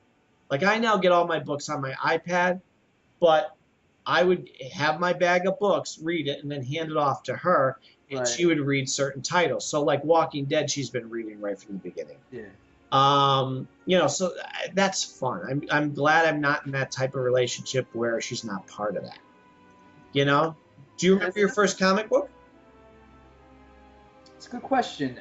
I remember, first I got like a couple of them, and I just totally forgot about them, but I really started in earnest during the Acts of Vengeance, which is like December 89, November, December 89, which is going way back. The Acts of Vengeance was my first big storyline. Loki and some other villains basically got together and decided, you know what? We keep on getting our tushes handed to us. Why don't we trade superheroes? You'll attack mine, I'll attack yours. And, of course it didn't work out for them in the end. You can't beat heroes. Come on, man. I think that was Red Skull, Loki. I can't think of. Dr. Doom was at the Dr. table Doom. too. Yeah. Okay, I remember that because I was reading at that point. Yeah, so that was good stuff. So now, who are your favorite writers right now? If I could put you on the spot. Bendis, Kirkman, Brian K. Vaughan, Scott Snyder. Oh, I hope I'm not forgetting anybody, but I think that's it. There's a name that is conspicuous by its absence. Are you hating on Jeff Johns? Oh, I like Jeff Johns. No, I do like him. I don't have a problem with any. I'm enjoying his Justice League right now. Yeah. Which I'm thrilled to say because I don't think it's his best work though. But yeah, I mean, I read it too. No, I don't. And it's good. It's good. But I think his Green Lantern stuff was his best stuff because I never liked Green Lantern until I read his stuff. I'm like, he was boring. He was a boring guy for most of right. And I read the Kyle Reiner Green Lantern, and I was liking that, but I wasn't loving it. And then when they brought Hal back, I'm like, all right, I'll read it. Holy crap, I love this. This is fun. This is exciting, and same thing with the Flash. I was just gonna say the Flash. The beginning. I think some people might be turned away from his first few issues when he was just still figuring out how to write. But once you get past the first few issues of Flash, it was fantastic. I think, in my opinion. When I started collecting, Wally West was my Flash. Me too. I like right. I love Wally West, and then they brought Barry back, and I'm like, sure. I don't know if I'm going to, but they were smart enough to make him a CSI. He wasn't just a police scientist. Like, no, let's update it. He's a CSI, and he's got personal interest because of his mother's death. Right. And they made him much more interesting than the bow tie wearing nerdy guy that even the other superheroes were like, we don't want Barry. So you read Flash Rebirth? Oh yeah. And from there, very good stuff. Great stuff, and same artist that did Hal Jordan's comeback. Really? Yeah, Van Schreiber. Ethan Van Sciver? That's it. If that's how it's pronounced, I don't. I don't know. Yeah. He's very good. He's very good. So yeah, so you're what you'd say you're more of a Marvel guy? I read everything. I read tons of Marvel, tons of DC. I read a whole bunch of Image, Valiant, all that stuff. Everything pretty much. Good. I'm always looking for, even though my dance card is full with all the books that I get every week, because that's the thing. Since I was 15 years old, I'm 39 now. But since I used to get a couple books as a kid, but I couldn't officially collect because I was a kid. Unless my parents bought it for me, I wasn't getting them. I had an aunt who would take me down to the couple blocks away to like a little penny candy store that had some comics on the wall. I'm like, holy crap, there's Batman. Oh, do you want that book? You're darn right I want that book. So those were my first couple. And once I was 15, I go every week. I would get at least, which is again why I had to jump on the iPad, because I was running out of room. Wow. You go every week and get 5 to 10 comics. You run out of room, and it's expensive because the price keeps going up. Library. Exactly. I read. I have a problem. I have a problem, Mac. Pretty much. I have a stack right here of what I currently have out from the library. Sure. 3, 6. I have 8. I've got 8 graphic novels and trades right here. So this is what allows me to. We got Batman, Superman here, Justice League. We got some Doctor Who, X-Men. Oh, if I can mention, there are some. I don't know. Have you been checking out Valiant at all? No. There is an exceptional book called Exo-Manowar by Okay. Robert Venditti. I don't know if you're familiar with. He did that comic book, which was made into a movie with Bruce Willis called The Surrogates. I have yet to see that. It's on my DVD list. I think the comic book was actually better than the movie, personally. But he showed there that, for me, he's like a modern day Straczynski. Okay. I'm a fan of Straczynski. I don't know how. Me too. Well, You do? wait, no, I'm sorry. No, I don't know enough about him. He used wrote- to do the Shield book. Was that? He used to do Nick Fury, right? Straczynski. I'm not sure. I don't know. I'll tell you, he's best known for, I think, in terms of the comic books, he did, Marvel, he did Amazing Spider-Man for a long time with Romita Jr., and then he did No, Thor. okay, so we are thinking of the same guy. He's still Same guy, writing. same guy. Okay. Yeah, love him. Love him. Yeah. Thor. I loved his Thor. He did Thor before. Unfortunately, because of the Siege storyline, he had to cut his short, and he was, laying out a beautiful tapestry. He brought Asgard down to Earth. Literally. I remember that. Literally. Yes. And it was just a fantastic story that, unfortunately, he had to cut it short for a story which I felt wasn't nearly as good as his story. But, yeah. So this guy, Venditti, reminds me of him. Okay. He did a story called, it was a mini series. It was, and you probably read it. Just last year or so, or a couple years ago, there was a big gap between the issues. Yes, it was a 12-issue series involving like Golden Age heroes that are back in the world. I did read it, and there was a huge gap. There was a huge gap between the two volumes. But it was brilliant. It was very good. I adored that so much. What the heck was the name of that story? It's not on the tip of my tongue. It would probably take me a little while. Oh, it's gonna drive. We'll figure it out. But anyway, loved it, and that's why, because he had such a gap in it that by the time you read the end of it, you're like, just put a bow on it, because I've lost interest. But I remember adoring that, and he did that that whole new universe that was the Marvel offshoot of the Superior. Oh yeah. He after he did Rising Stars and Midnight Nation, all that stuff, he did for Marvel, he did work that kind of seemed like that other stuff which wouldn't belong in Marvel. It was with the Squadron Supreme and all those characters. Yes. Yep.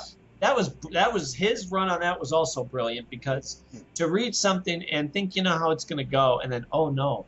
Yeah. It goes very different. By the way, the guy responsible for the original Squadron Supreme, which was a 12-issue maxi series, he's the guy that I mentioned before, Mark Grunwald, who did DP7. He also did that. He also wrote a lot of Captain America, all that stuff. Same guy. Oh, really? Who developed the Squadron Supreme. Yeah, same dude. Oh, okay. Well, that's cool. Yeah, he was very good. He was a little bit ahead of his time, really. I remember the story that it's legendary now, but when he died, they put his ashes Yes. into the ink. Yes, That's wow. All right, well, shit. I get why not? that was him. Markham. Yep. Do you have a favorite superhero? Uh, this is good. Prepare to be shocked Oh. because, I'm a very original kind of guy, Mac. My favorite Marvel superhero is a little-known hero named Spider-Man. And my favorite, yeah, I'm gonna go on a limb even further. My favorite DC hero is Batman. Really? Yes, just full of surprises. I know. Wow, that is shocking. I think that Dan Slott's current Spider-Man run. What about it? Dan Slott, he put Dr. Octopus in Peter's body. I think Okay. it's one of the best Spider-Man stories of all time, in my opinion. Some people are a little divided. I think maybe they're used to things a certain way, but forcing Otto Octavius, it's not in and of itself. It's not the most original idea. You have movies like Big with Tom Hanks and Freaky Friday, and all these, but to have this arch enemy, this arrogant guy, forced to try to acclimate himself to some degree into the life of this good guy, and they're kind of forced to understand each other to some degree. It's just brilliant. I think it's so good. I always said, and Nick and I have debated this, I love his concepts, Dan Slott. I like him. I think he's fun. I think he's got an energy about him. He's got great ideas. I just can't read his the way he writes. There's something about he writes very old style 60s narrative. I'm going to tell you everything that's in my head type of, you know what I mean? Did you read She-Hulk? No. Okay.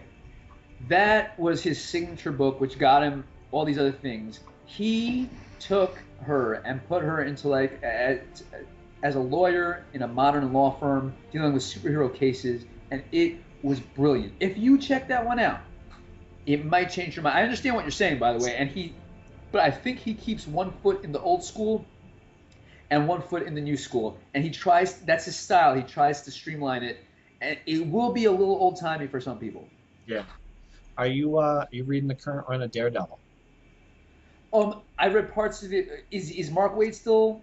Okay, yeah, I have read it. Personally, I love Bendis' Daredevil so much. I don't think anything since then, even though I've stayed with it with Ed Brubaker, Andy Diggle, and Mark Waid.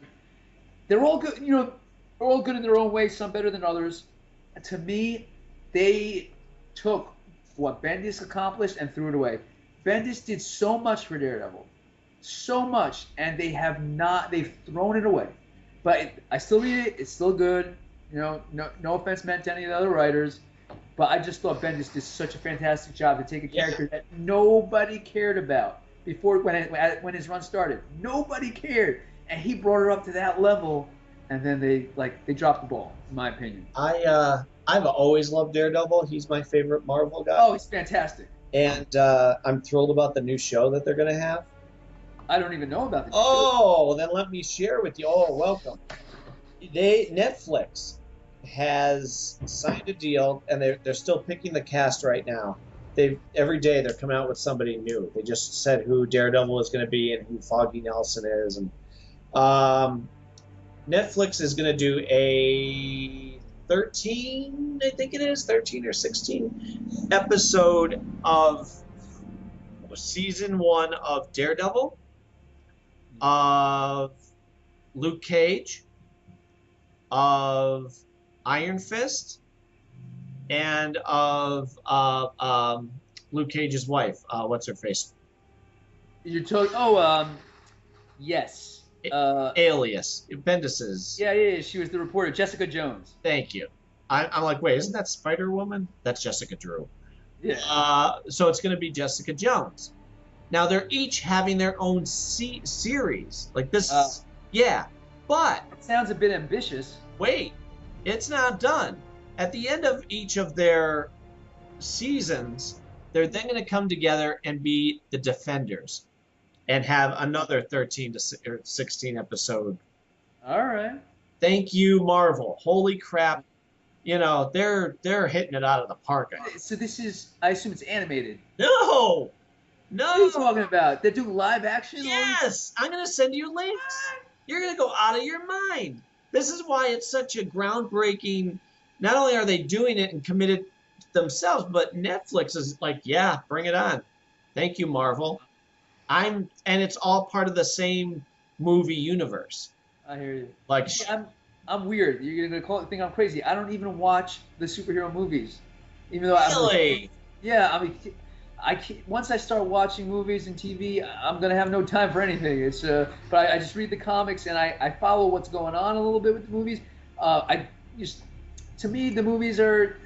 I don't like them as much as the comics, but I understand why people love them. Sure.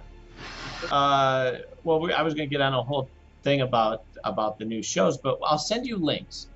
And what I'll do is I'll let you go now because it's 10 o'clock. Wow. And yeah. And so I think we actually talked for 2 hours, which is a typical podcast episode for me. It was my pleasure, my friend. Thank you very much also for having me, by the way. Of course. Hey, and this is what I'm saying. If you want to come back on sometime, we'll pick up where we left off. Thank you. Yes. I feel like we've barely scratched the surface. You know? Absolutely. All right, then yeah, we'll make a date for that, and you can tell me your more adventures of being on stage. When are you set to go on again? The next pro show, because I do all kinds of smaller things. The next one is Wednesday, July 9th, at the Broadway Comedy Club, 7 p.m. Excellent. And tell everybody your Twitter page again. Jewmanburg, at Jewmanburg, Jewmanberg. Right. All right, everybody. We will catch you guys next time, and thanks again for coming on. I appreciate it. And I think I'm supposed to probably respond now and say, thank you very much for having me. There you go. That's how these things work, right? Huh? That's how these things work. I think so.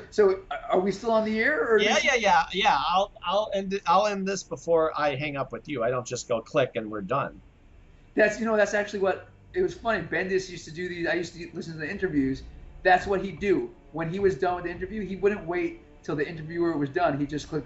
He'd just hang up. Oh, that's rude. No, it was hilarious. No, the guy knew he was gonna do it. John Suntress, who was doing the interviews. It's hilarious. Oh. He would do it every time. It was so funny. Well, if you find a link, send it to me because now. Well, what was his name? It's John Suntress. He was the Word Balloon, the Word Balloon podcast. Okay, I remember listening to it. You do? Sure. Oh, wow. Okay. So I'm a sucker for these podcasts. If I can get a good one, I listen to Comic Vine every week. See, I stopped listening to them because it's just so much time. But yeah, some of them are really good. I'll give them that. Right. And there it is. And they're clean. They don't, because all these other guys are like, oh, F in this and F in that. Like, really? Yeah. It's a verb, it's a noun. That's not, I don't want to listen to it. Yep. If I get a clean one, I can listen to it in the car with the kids. Yep, absolutely. But all right, we will catch you guys next time.